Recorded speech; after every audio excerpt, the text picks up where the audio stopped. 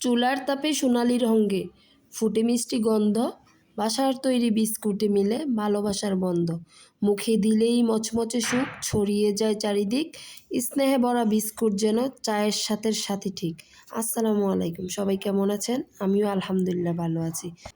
আজ আমি আপনাদেরকে যে রেসিপি দেখাবো তা বাসায় মেহমান বসিয়ে রেখে মাত্র 15 মিনিটেই তৈরি করা যাবে। প্রথমে আমি একটি ডিম নিয়েছি, তার সাথে দিয়েছি 4 চা চামচ চিনি, 2 টেবিল চামচ তেল এবং পরিমাণ মতো লবণ। এখন আমি সবগুলো উপকরণ একটি চামচের সাহায্যে মিশিয়ে নিব।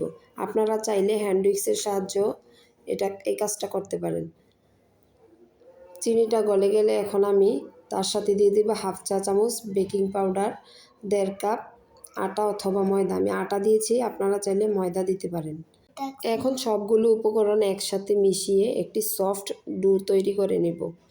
এখন আমি সেই ডো থেকে ছোট ছোট লেচি কেটে একটি চামচের সাহায্যে বিস্কিটের শেপ নিয়ে নেব। আপনারা আপনাদের পছন্দ অনুযায়ী তৈরি করতে পারেন। আমি সবগুলো বিস্কিট তৈরি করে নিচ্ছি। দেখুন এখন এই বিস্কিটগুলো দেখতে কতটা সুন্দর লাগছে। এখন আমি চুলায় একটি প্যান বসিয়ে তাতে তেল দিয়ে মিডিয়াম হিটে বিস্কিটগুলো একে একে সবগুলো উল্টিয়ে পাল্টিয়ে ভেজে নিব।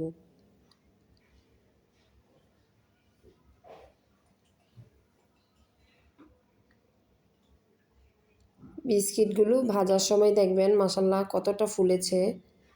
এই বিস্কিটগুলো খেতেও অসম্ভব মজা। আপনারা চাইলে মেহমানকে বসিয়ে রেখে চুলায় চা বসিয়েও এই বিস্কিট তৈরি করে দিতে পারবেন। খুব সহজেই তৈরি করা যায় এই বিস্কিটগুলো। বাসায় অবশ্যই ট্রাই করবেন।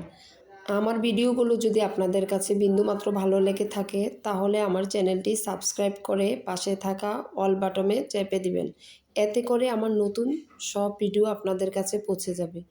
আপনারা সময় করে দেখে নেবেন। দেখুন মাশাআল্লাহ বিস্কুটের কালার কতটা পারফেক্ট এসেছে। আমি একটি বিস্কিট ভেঙে আপনাদেরকে দেখাচ্ছি।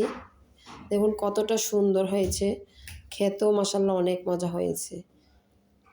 সবাই ভালো থাকবেন, সবাই সবার শরীরের যত্ন নেবেন। আল্লাহ হাফেজ, আসসালামু আলাইকুম।